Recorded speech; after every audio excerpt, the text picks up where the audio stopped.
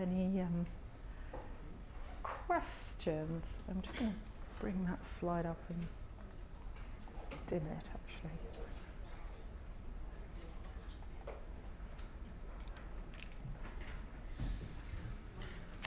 Gary. If you look at I think if you look at the circadian rhythm, our circadian rhythm is longer than 24 hours. It has to be so that when we get the cue of sunlight, we can then have a 24-hour cycle. Has anyone looked at that with the moon? That women have a longer cycle. Yeah. So that when they get the trigger of the moon, that brings it down to 20. Yeah. Okay. That sounds like a very interesting possibility, that it has to be a little bit longer than the kind of the actual kind of environmental cue. That's an interesting one. Yeah. I haven't. Yeah, this is a big topic, and I haven't looked into why circadian rhythms are that little extra time of length. Yeah. That would be good. Yeah. Any more back there? Very much for the lecture. Okay. I just thought life expectancy wasn't something that was discussed, because obviously when we were hunter-gatherers, we probably lived to about 30, 35, but now we live to about 100. So wouldn't that mean... Well, I've known lots of very happy, healthy Hadza grandmothers who, well into their 60s, running up trees to collect whatever their fruits and so forth. And it's a bit of a misunderstanding, the idea that we would have died off at 35. Great ape mothers will be living to 40, 50.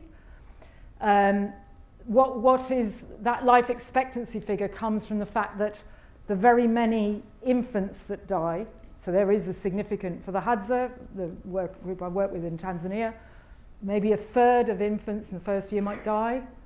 By year 5, you might have a large part of the population, a significant chunk who's died.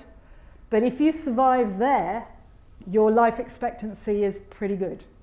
And so a woman in the Hadza who might be getting menopause a bit early, in her 40s compared to us, she might have 20, 25 years ahead of her expected. So that's how life history. But it's very important to consider life history in this question, definitely. Yes. I was intrigued by your suggestion that cosmetics might be due to increased uncertainty about the most fertile period. Mm-hmm. But this seems to presuppose that you have a relatively egalitarian society of males, so that no single male can monopolize access to females. So is there evidence that the incidence of cosmetics is less pronounced when you have a less egalitarian society, or when you have a more female bias, gender bias? Right, that's another very interesting and good question, which I could talk more about maybe next time. But I think what's at issue is how much I was going to, if I'd had time, show a little bit of this on menstrual taboos amongst the Dogon. Do men control the information, or do women confuse the information? That's the critical question with the cosmetics. So I was showing you pictures of the Himba women with their ochre dress, and I think in that situation, and most hunter-gatherers with their cosmetics, they're kind of just confusing the situation, and the men are kind of happy to let that happen. But in the case of the Dogon menstrual huts, this is the menstrual hut. Beverly Strassman did a beautiful study of women going to these huts. Now, what happens with women going to these huts is they're making very visible to men of the village, because the hut's right in the middle, that they're menstruating. They're making it very visible. And so Strassman was arguing that this is actually an anti-cuckoldry device for men of their patrilineal subsistence farmers, the Dogon. And they have fields that are inherited by the patrilineage. And all the men of the patrilineage are visibly watching when the woman's menstruating, and then when she gets pregnant, they're pretty confident that, oh, that pregnancy must be with that guy, the husband, one of the patrilineage. So the men are kind of controlling this. system, by the visibility. And the women are honestly visiting the menstrual huts. They visit when they're really menstruating. So the women are not in control. They're not confusing it. The most extreme example of this control actually comes from the documentation of the Chinese emperor, who you can guess how many concubines, hundreds of concubines of the divine Chinese emperor. And these concubines were kept, they had intensive menstruation calendars kept by a bunch of old women, a secretariat of old women, feeding. So in order that with hundreds of concubines to make sure that, oh, you're going to have her tomorrow morning, her in the afternoon, then she's going to be lined up the morning after. And that is like the ultimate of an alpha male with the ultimate degree of control over female fertility and knowing exactly when a female's fertile or not. Yeah.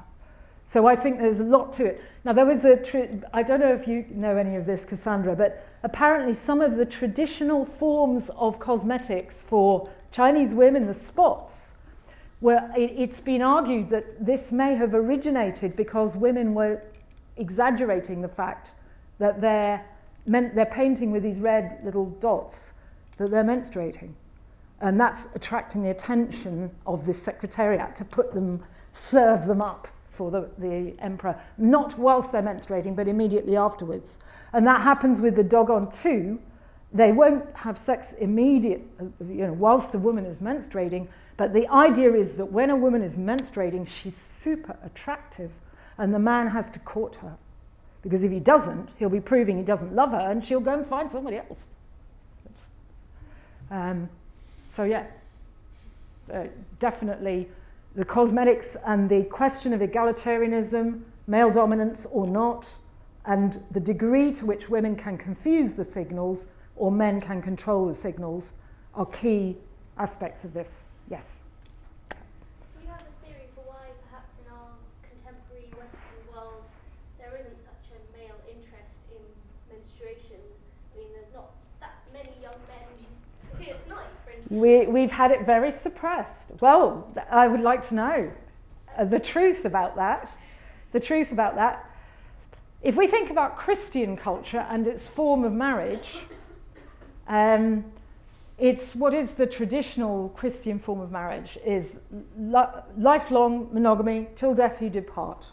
Okay, so you can see that it should not be the case that a woman would show advertise menstruation, because only her husband should know anything about it. In fact, Christianity produces an expression for this. A woman who shows off with cosmetics is a scarlet woman. Why is she scarlet? Because she's advertising the fact that she's potentially fertile. And that is, from a Christian marriage point of view, intensely disruptive and disturbing. We have had centuries of suppression through the Christian traditions, and enormous reticence. The taboo that we don't have menstrual taboos like the Dogon, but we have this silence and reticence, which is only now being thrown off, and people beginning to be able to discuss. But I think that goes in with. Do any men have any things to say about that too? Yeah, I don't know. Or any other views on that? I'm not sure. Actually, very recently, I was talking with my partner, who's a male. They said that at the end of the day, don't you all want your menstruation to end? So that's isn't it would be wonderful for you? And I was like, where did you get that understanding? But on the other hand, what I see, especially in medicine nowadays, because of different problems we have, most doctors try to suppress menstruation with different pills. And at the end of the day, it's maybe healthier. Yeah. But yes. then we cannot really explain why, but we want our menstruation. I know, we complain a lot about it. So yes, it's very conflictual. Yeah. Mention that book by Coutinho. Well, you can mention that book by Coutinho. I mean, that we should sometimes see. you know, we are menstruating probably more than's good for us, and it could entail all kinds of health issues. That paper I was referring to at the beginning, Alven and Tabor, that actually analyses, it makes a model of female health as cyclical, and that in fact the risk of infection may correlate with kind of the build-up towards menstruation. There could be all kinds of reasons that associate with premenstrual syndrome, which of course has become a much more, you know, we're much more aware of it because we menstruate. We have been, or those of us not menstruating anymore, but those of us who are still menstruating, we're aware of that because we menstruate so much. So there are definitely issues about modern women's health in terms of menstruation. You know, this is kind of what we were designed for by evolution. So that's different, that's changed. But yes, as you say, women have a feeling of that life doesn't feel natural or right without that somehow. I mean, many women here may have different views, but that intensive, and this speaks to Brian Farr's study about the way women were responding to the notion, the concept of menstrual synchrony, and just the concept of menstruation itself, that it was something emblematic of women and women's connection to the world as well as to each other and to nature, that it makes them kind of organic, kind of animals, organisms, not just just cognitive creatures. Lindsay. This is not about men. But I'm really struck by the much lower menstruation It's in the striking. Victorian Yeah. period. Yeah. And I used to be a homeopath, and homeopathy did a fantastic amount of documentation of symptomology related to periods. And the thing that really struck me when I was studying was that these Victorians, and most of the work would have been in between 1840 and so, yeah. So about 1860 or even earlier, Mm-hmm. because Hahnemann was Okay. 18th century. Okay. But they were very rarely listing huge numbers of problems before the period. Right. So an awful lot of headaches and tummy aches and feeling dizzy and etc. I think were with the period, but not before it. Yeah. And also with emotional symptomology. And I was very struck by it. That is a and big jump. I couldn't work out why the difference. Mm. And I mean, I challenged myself of, is PMT being created by us in some way? But this really explains it to me better than anything had. Yeah. All that Victorian culture of lying down in a darkened room is being given us, that we've got the biological basis for why. Yeah. And this thing about women are so weak and pathetic and all this. Any more? How are we doing? Yes. Life expectancy over menopause, which goes back to the first question. Yes. Without checking out, and I have tried to check out, he hasn't explained this terribly well, and in fact that menarche is too late for it should be more like there for je ne crois si. This is modelling, it's not actual data, I should say. But yeah, you can see that the life expectancy at menopause is still pretty long for a hunter-gatherer woman. It is. They don't just die at 40, not at all. And I don't think Homo erectus was necessarily dying. Certainly Neanderthals and us weren't dying at 40. We were living 50s, 60s, it's quite normal. Just on PMT. Oh yes, Emily Martin's work. Blood Magic, the Anthropology of Menstruation. It's the most wonderful, revolutionary article by Emily Martin. And it's called Anger and Work. Yes. Menstruation, Anger and Work in Industrial Society. She's just pointing out that when you're about to have your period, you just don't want all these demands. You don't want your husband's demands, you don't want your boss's demands, you just feel like just going on strike. And she's arguing that the sort of particular relatively recent manifestations of what we now call DMT, just because in other societies, you're allowed to go on You have all kinds of observances, space around menstruation, seclusion around menstruation, which is usually interpreted by Western feminists as being oppressive, but actually it may be opening up a space for a whole culture around menstruation. This was really examined and shown by Win Maggie, who collected the data on the Hindu Kush Kalasha, that they had this rich cultural elaboration around their menstrual and reproductive pregnancy and childbirth experiences. Some of these ideas that, the poor woman, she's not allowed to have sex, she's not allowed to Yeah, cooking. she can't do the cooking, she can't do all this work. One other thing to argue is, we've got John McDonnell offering us 4-day weeks, but I think we really should be saying, well, actually, menstrual leave this is a big justification for that.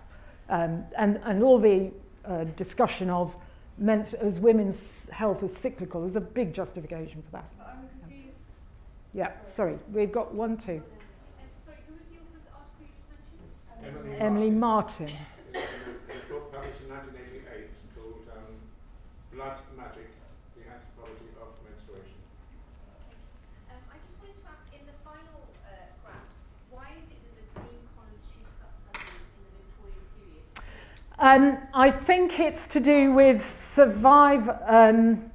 probably greater amount of usable contraception, so that women are probably having a few fewer pregnancies, and this 1840s far less reliable that they're having a lot of pregnancies. This will be again Western European. Was there more available contraception in the Victorian times? Started by a woman in 1900, beginning to be like condoms and things, and one of the things that really delay of childbirth because of a certain amount of education for women, this will have an effect. So it will be a combination of, well, the menarche starts earlier because of better food supplies, body weight, and energetic generally. I mean, that's arguable, but probable. Maybe fewer pregnancies, maybe cutting back on breastfeeding comparatively.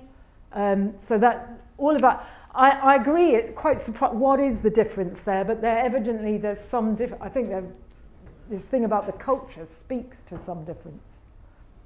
But yeah, this is models that we need to pack it down a bit more. I can't extract all the data from this without going and properly studying it. In 1840, it's much closer to... It's more evolutionary. Yeah. It's more evolutionary. There's not a lot of difference. It's changing. It's rapidly changing. Yep. But we should remember this is European experience. This will be European experience. Associated to what's known as the demographic transition, when women start to have fewer children. That'll be that. Probably time for one more. Yeah, there was another one. I'm just really basically confused why having more menstrual cycles is not good for us from an evolutionary Yeah. How you describe pregnancy, that sounds miserable. And like Sorry, how I describe pregnancy sounds a bit silly. I don't necessarily think it's miserable. It shows that we are beautifully designed by evolution to cope brilliantly. We are a primate giving birth to an incredibly large-brained offspring. We are right at an extreme end of energetics to produce that offspring. And we do a fantastic job. But there is a risk of things going wrong. Why is having regular menstruation, which is, for instance, with menarche, associated with some sort of health to have it earlier? Because we're higher wage, we're having more resources. There are doctors in this audience who may be better able to advise than I am. But there is a pretty strong argument that, for instance, risks of cancer, breast cancer, ovarian cancer, and various risks like that increase significantly if we have a demographic profile like a weird woman today compared to a demographic profile like a hunter-gatherer. I can't say a lot more than that, but that's part. But then there's also these the whole sort of big fluctuations of hormones, possible raised levels of infection in relation to premenstrual syndrome, sort of. There's various arguments about why menstruating an awful lot may have health. There's anemia from blood loss. There is all kinds of. It is a costly. Well, I mean, having said that, there is this other point about. I mean, you're mentioning the medical profession, and of course, there is a huge bias within the medical profession against menstruation. People. I mean, this Coutinho guy thinks, menstruation basically is a curse. It's produced by. He's actually World Health. Representative of the World Health Organization a few years ago in Brazil, and he was using Christian language. Actually, menstruation is really, if you want to know, it is the work of the devil, and I can cure you of it. And he's got this message. He wants 50-year-old girls to have an injection. Yes, I mean, the medical response is producing pills, hormones, suppression, which may do as much damage. I mean, just drawing on Emily Martin. Yeah. Her other book in the has talked a lot about even the narrative, the kind of metaphor that they're using here about cost and investment. Yes.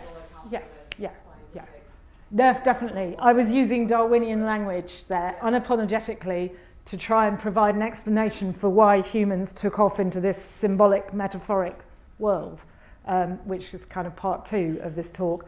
But what we, I was going to say, and I've forgotten.